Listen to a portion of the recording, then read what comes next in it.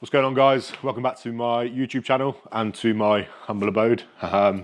Today is episode, I can't remember, but it's the bicep repair series. So it's been a couple of weeks now since the last episode. So if you haven't tuned into my Instagram, where I've kind of been plugging updates and stuff on the recovery, the arm is getting there. It's definitely coming back now. I'm reloading it in the gym again, doing all the machines and stuff, training it in isolation. It's actually starting to get stronger, take some shape again, and I've even started training some events and stuff now as well. So I did my first log press session this week, deadlifting over 220 kilos again for reps, quite comfy. So the progress is getting sort of exponentially quicker, and it's only going to continue snowballing. So bicep is doing really well, and I'll just throw this one in here now as well. Obviously I'm in like a rehab stage at the moment, not focusing on competition, just getting my body into the best possible shape that it can be in. So with that in mind, obviously I've got this block of time now pretty much for the rest of this year where I'm just focusing on getting back to full peak health and everything feeling really good, which is why I had the knee scanned as well. So for those of you that don't know, December 2022, training for the Britain's Strongest Man that was up and coming, I nearly tore my patella tendon off in training, picking up a car, doing the car walk. Didn't really think much of it during the time. I just kind of persevered, taped it up, dosed up and cracked on. But 18 months ago that was, and since then it's just been a nuisance, I would say. It's not really held me back. Certain times I've had to kind of rein it back a little bit. I've done 7 shows with it, and I figured now's the time to get it scanned. So I had a scan a couple of days ago. Turns out there's a partial tear in my patella tendon, which is obviously, that's now also at the forefront of this kind of training block, is continue rehabbing this, rehab that, and then hopefully no more injuries. So that's where we're at physically at the moment. 9 weeks post-surgery for the bicep. Things are shaping up really well. So moving on, obviously the main focus of this video is going to be my nutrition. So I would argue nutrition is probably one of, if not the most important variable that you can control as an athlete. So training is obviously one, sleep, and then nutrition. So they're like the 3 main pillars, I would argue. That's 95% of your workload there, and then there's little 1% things here and there. So I've worked with nutritionists in the past. I've worked with a couple, and I've said this before, I don't think I'm someone that always gets the best benefit from a nutritionist for a number of reasons. I think firstly, I'm a coach myself. I've got degrees. I'd say my knowledge of nutrition and supplementation is above average for a strong man. And then secondly, I'm not a massive foodie. Like, I can quite easily eat the same things religiously for months at a time, very regimented, and it doesn't bother me. I actually kind of enjoy it. So I don't need the accountability that you sometimes require from a nutritionist. So in the past, it's not really worked that great for me. And for the last sort of 14 months, I've not worked with any nutritionist at all. I've just been going at it myself, and my performances were increasing. My health was always good until the arm. So I've explained, obviously, when the arm happened, I had a sit down and I just thought about what could I possibly do to optimize every single little variable to get this arm into its best shape possible. And one of those things was my nutrition. So for those of you that don't know, hired a new nutritionist. I'm 9 weeks on board with him now. His name is Max McCall. He's someone that I've sort of picked his brain on a couple of topics over the last sort of 6 months since I knew about him. I was introduced to him by my coach, Shane. Reason why I've gone with Max, for a number of reasons. He's got a good resume, a fantastic resume of high-level athletes. On the pro scene, obviously, you've got Matt Ragg, 4th strongest man in the world. He's had a pretty massive transformation. You've also got, I think he coaches 2 of the world's strongest men in the weight classes. So Max really knows his stuff. And for me, the final nail in the coffin was my coach, Shane, is obviously an incredibly smart guy. And for Shane to install and trust Max to do his own nutrition, I was like, okay, well, if Shane can trust him, I can definitely trust him. So I was only initially supposed to get a consultation with Max just to see if he could help me in any way, shape or form. And again, just kind of pick his brain and stuff. But when it got down to it, I just thought, nah, let's just go full send. So I got on board with Max. And the progress has been really good. Like I said, 9 weeks now. bit of a body recomp. My first check-in with him, I was 140 kilos on the dot. We've come back, we've gone down over that last sort of 9 weeks, down to like 135 was the lowest, and then we've kind of come back up again to around 140. And we'll chuck in the progress photos from week 1 to week 9. You'll see the difference as well, and it's pretty crazy what can happen in those 9 weeks. So Max's plan with me is to build me up. First we had to knock me down, but we're building me back up again now, and I think his plans to get me up to like sort of 150. Fucking dogs. The plan's to get me up to like 150, 155, back up to my sort of competition weight, with a better body composition than I had beforehand. So, yeah. Yeah. I don't know who it is. Let me find him. So, we go. So obviously over the last sort of 9 weeks or so, my food's changed a little bit. For the most part, they've stayed the same in terms of the ingredients, and we've just kind of fluctuated on some of the amounts, which is a pretty standard practice. So my calories at the moment, if I just pull it up, so this is actually a very small surplus for me. Max estimates this is going to increase me anywhere between 0.5 to 1 kilo per week, which I guess is actually a pretty standard calorie surplus. So I do 5 low days per week, Monday to Friday. And a low day for me, 4,000 calories, or 4,033, 438 grams of carbs, 356 grams of protein, and 79 grams of fat. So that is a low day for me, Monday to Friday. And then on the weekends, so Saturday and Sunday, he's chucked in a high day, or 2 high days, should I say. So the calories for that, 5,561. So 1,500 more than the low days. Protein's about the same, it's at 384 grams. The carbs is obviously, that's where the increase in calories have come from. It's 782 grams of carbs and then 85 grams of fat. So when you actually look at the meals, between the high days and low days, they're exactly the same. Same foods, like I said. The only difference is more rice in certain meals, more bananas, more fruit juice, and that is it. So it's just an increase in carbs and sugar. And the reason why he's done that, I actually asked him for the purposes of this video. I said to him, could you give me an insight? And word for word, he says, initially we did a slight deficit to lean up. Very quickly, body recomp was looking great, so added in a high day to keep some fullness and fuel the sessions whilst the calories were low. So 4,000 was apparently low calories for me. Responded like crazy to this, so added in another high day just to keep the weight creeping up. Now the goal was a slow, linear, lean mass gain into the comp, aiming at about 0.5 kilo to 1 kilo per week, like I said. Depending on the appetite, we'll respond. We'll either increase the high days even more, or we'll just go to straight calories every single day, 7 days a week. So it's been an interesting learning curve for Max, and he's someone, when I'm speaking to him, he makes me feel stupid because his knowledge, when he read my blood work, so I had some blood work done 2 weeks ago just to see what kind of health I was in. And his response to my blood work was unreal, breaking it down even to the tiniest micronutrients where I might be lacking and stuff, which is exactly the attention to detail that I've wanted. So, yeah, Max is brilliant, and I feel like it's still too early to say really, because I need to do a couple of competitions to really kind of quantify his effectiveness. But I'm anticipating some big stuff with Max on the team. So we'll have to wait and see for that one. Obviously, if you go back through the archives of some of the recent YouTube videos we've done, one of them was my supplement stack. Now, just to preface this, obviously that was, I think, probably 3 months ago now.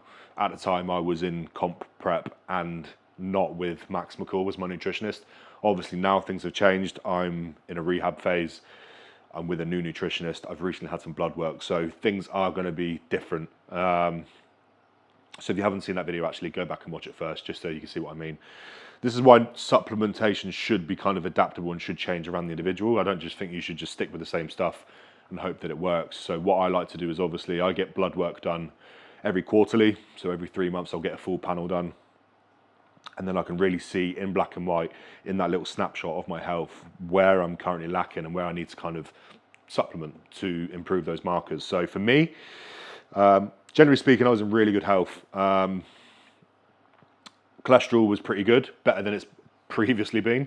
My LDL was really low, which is good. That's your low cholesterol. My HDL was not great. It could be better. So you can see in the choice of some of the supplementation that Max has prescribed why those things are in there for the cholesterol.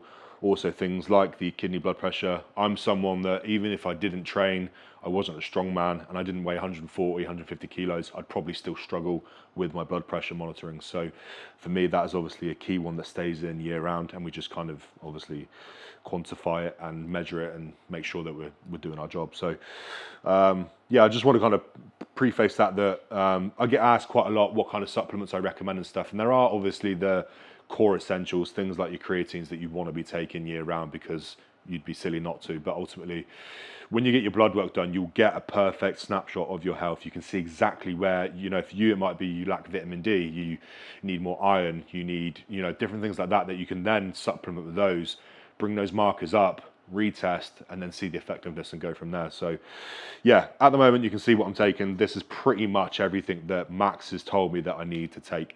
And then anything on top of that is just an added bonus. So you can see here, we're going with the omega-3s to improve the HDL cholesterol, the Lipid Pro, which is a new supplement that I've not been taking, and I've only just started getting accustomed to the niacin flush. So if you know what that is, if you know, you know. But those two there are predominantly for cholesterol.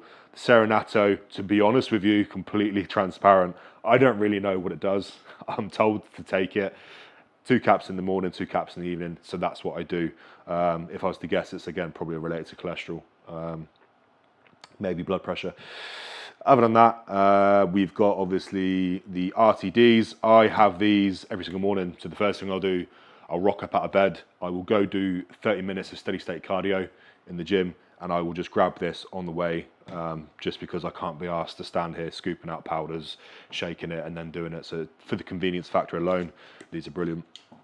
And then that's pretty much it, apart from this little sneaky one that's unlabeled yet. This is a new product development that we're going to be launching hopefully soon. Obviously, I have the added luxury of being a part of SN as an athlete and as also an employee. So I get to see all of the little fancy new stuff that we're releasing and stuff like that. So this is going to be an absolute game changer. This is probably one of the most beneficial things that I've taken for my recovery. So keep your eyes peeled for that. I don't know when we're going to release it, but when it's released, when it drops, I'll be letting you guys know, because I think this is a supplement that most strength athletes are going to want to be taking. So keep your eyes peeled for that one. And that's pretty much it. And then, like I said, anything else is additional. So if I, say for example, had a bad night's sleep and I want to catch up on some sleep, I'll have more magnesium, or I'll have some sleep stack. Or if I can't switch off, I'll have PM priming. Or if I need a bit of a kick up the arse in the morning, I'll take a pre-focus or an AM priming. So those things are kind of just tailored to the individual day. And aside from that, they're the core stuff. They stay in until I get blood work, and then we go from there. Okay, so this is meal number 3. So meal number 3 for me is 200 grams of cooked chicken, 300 grams of cooked white rice, 3 eggs, and then some tomatoes as well. Now, actually, the tomatoes aren't on my plan. The way that Max does it, he has a list of things that you're allowed to basically take in unlimited amounts. So they're mostly veggies and stuff like that. And the reason why I'm having this at the moment is because for me, on my low day, which is today, I'm hungry. So I need to kind of bulk out the portion, make it a little bit bigger, just to keep me fuller for longer. But on a high day, so this meal will stay exactly the same. It's just more rice. It's more rice, and then there's also 3 cups of juice. So 3 cups is about 3/4 of a litre, give or take. And I'll just show you now how quickly it is to make. So there really is no excuse to eat crap when you can probably knock this together in 20 minutes, if that. So we'll get started. 300 grams of cooked rice. Now, I'm quite lazy. I will probably just chuck in a lot of rice, and this will just keep warm for the next day or so.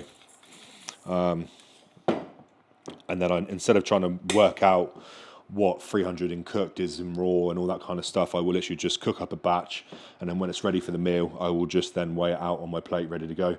I tend to do that quite a lot because obviously trying to figure out the cooked versus the raw weight of foods and stuff like that, I haven't got the time for that. If I do have any leftovers, I'll just either give it to Rachel or the dogs or the guinea pigs or the pony or So put this on. This will take probably 15 minutes.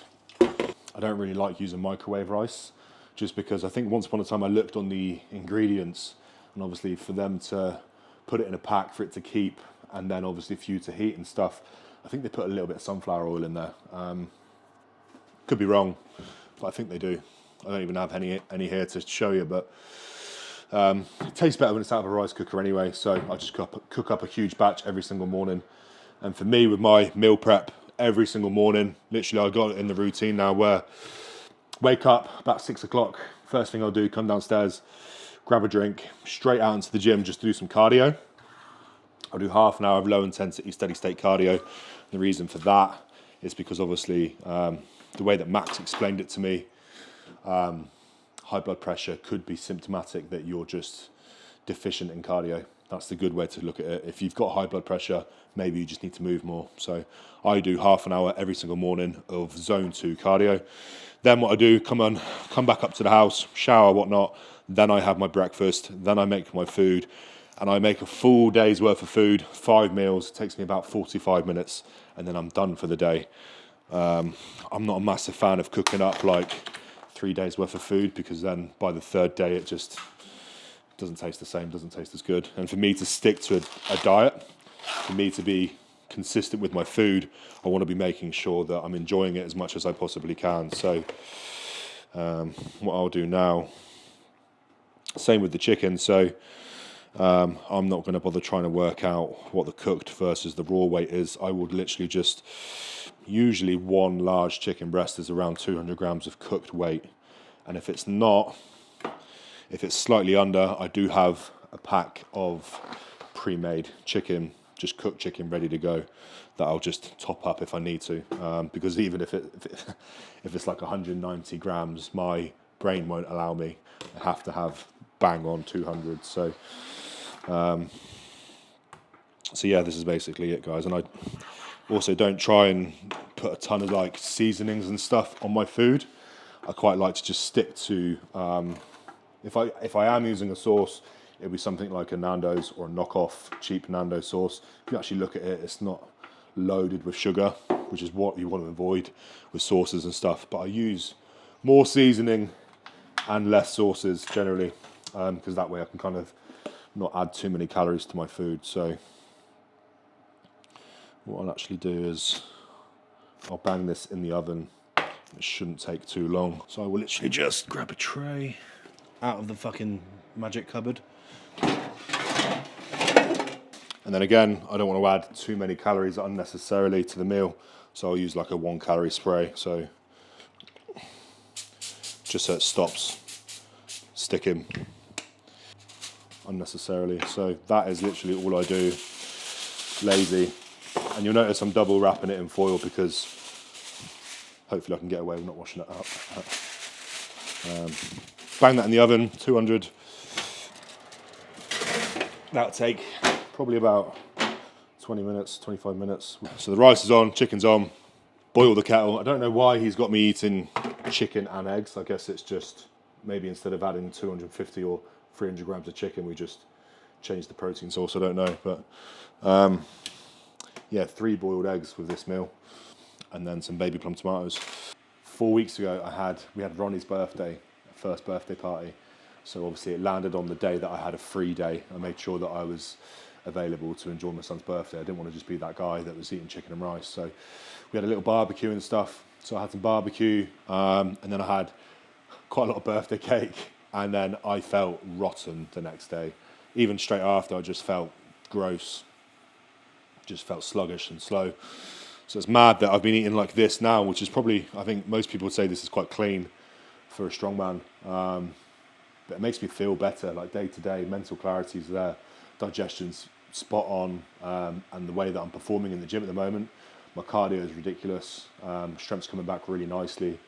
I attribute most of the recovery that I've had in this bicep. It's been such a fast process, and a lot of it is down to what I'm putting in my body. So yeah, I just think for the sake of spending a little bit of time in the kitchen, cooking your meals up every day, putting better fuel in your body, I'm only going to reap the rewards. I don't want to feel sluggish and slow. And I think gone are the days of the old mentality of a strongman having to eat a fried breakfast every morning, and that 10,000 calories is a myth. I think maybe Tom Stoltman eats 10,000 calories, but no one else is 6'9" and 400 pounds. So if you're a novice strongman, intermediate strongman, if you're looking at coming up in the ranks, don't think that 10,000 calories is a necessity for you to do well in this sport, because it's absolutely not, and it will just end up hurting you. You're going to have to do a body recomp, otherwise you're not going to perform well. You're going to knock years off your life, trust me. It's just not worth it. I think the way that I look at this now, I want to be an athlete. I want to be an athlete that's participating in strongman. I don't just want to be a quote-unquote strongman. When you think of it like that, you think of the fried breakfasts, the 10,000 calories. You think of the fat, slow strongman. So I think I want to get rid of that narrative, and we need to start looking at being full-time professional athletes that look after our bodies. You know, look after the fuel that we put in there, look after all the supplements. Everything's dialed up to 10 the way that it should be. So that's just my personal opinion. I think the sport is going that way, which I like. If you notice, like 10 years ago, probably during Eddie Hall's reign, you had to be 400 pounds, really, because the events were suited that way. Whereas now it's more, I mean, people say you're the world's fastest strongman. That's a common dig that people give us, because the weights are quote unquote lighter, but I prefer it. I think it's better, even though, you know, we're just basically strong CrossFitters now that are less technical and in worse shape. Okay, so this is a staple meal in my nutrition. So this is meal 3. It's basically 200 grams of chicken breast, 300 grams of cooked white rice, 3 eggs.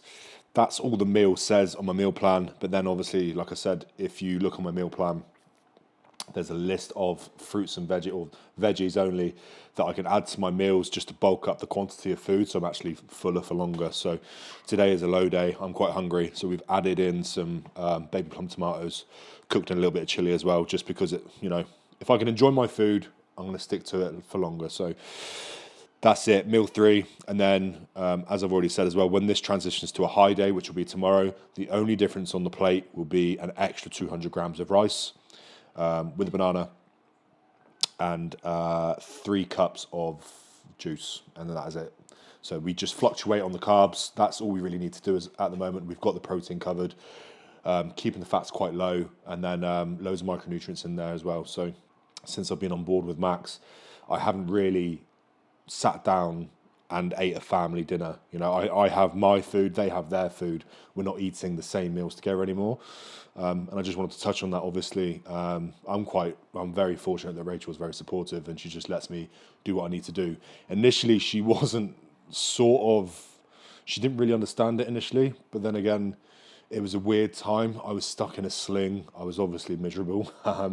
And then we could see, or I think she saw, the daily improvements and the weekly improvements that I was making with my recovery. And it was all down to the work that I was doing, particularly with my nutrition. So, you know, nine weeks on now, still haven't had a meal with her, and she's on board now. She gets it. And I think it is important to have that kind of support system in place, that she knows my full-time job is basically a strongman, and this is a job for me. It's what pays the bills. It's what I need to do. It's what I should be doing. So it needs to be done, bottom line. And if anything now, she'll hold me accountable. If I just start rummaging around in the cupboards, eating chocolate and stuff, she'll be the first one on my case. So before I finish the video, I put up a Q&A on my Instagram earlier, and I said to you that I would mention, or I'd answer some of these questions. Now, some of them are pretty stupid, but Big Dan Strongman, my client Dan, says, what sort of protein and carb levels do you aim for in your day-to-day diet? So I can tell you straight, on a low day, which is 5 days a week, as I said, my carbs 438 grams, my protein's 356, and then on the high day it's exactly the same protein, near enough, but then it's a lot more carbs. It's just under 800 grams of carbs. So don't just take that advice down and think that if you start eating 800 grams of carbs that you'll have the same effect as me. Protein, you're looking at probably 2 grams per kilo body weight, I would say, maybe. Let me work the maths out. Sorry, 1 gram per kilo. How heavy am I? 2 grams per kilo. That's the one. So yeah, 380 odd. So I hope that answers your question, Dan. But we're on top of your nutrition anyway. So Ben Werrick asks a question about log press. That's not nutrition, mate. Iron Maiden Addict asks, do you measure out your portions on each meal? Is it planned? Yes. Every single meal is weighed out, measured out. Otherwise, if you're trying to just eyeball things, you're not really going to know exactly what you're putting in your body. So the daily fluctuations in your body weight, maybe your performance, things like that are going to change. So this is just an exact way to quantify exactly what you're putting into your body. So Rick Bowers, 99, asks, how much percentage carbs, protein, fat is in your diet? So as I've already said, I know the macros. I don't know the macro split in terms of ratios, but again, 5,500 calories, 780 grams of carbs, 380 grams of protein, 85 grams of fat. So quite low fat. And I think that's the last question on nutrition. Someone asks, how are you getting on board with Max at the moment? Have you seen many changes? That's the last question. Yes, I've seen a huge amount of change. I feel better, feel healthier. And that is also, we can see that on paper in black and white with my blood work. I'm probably the healthiest I've ever been, certainly at this body weight at the moment. The progress photos also tell a good story. I've improved. I've definitely lost fat in areas, maintained tissue during this rehab phase. And like I said, the real work's still yet to come when we start competing again and we get back up into the high body weights. But I'm very confident in Max. The work that he's done with other world-class athletes speaks volumes. So I'm looking forward to kind of joining that club and seeing what Max can get out of me, really. So that's it, guys. That's it for this YouTube video. Let us know in the comments if you want to see anything else. If there's any content that you want to see, please give it a like, subscribe, all that kind of good stuff. And see you on the next one.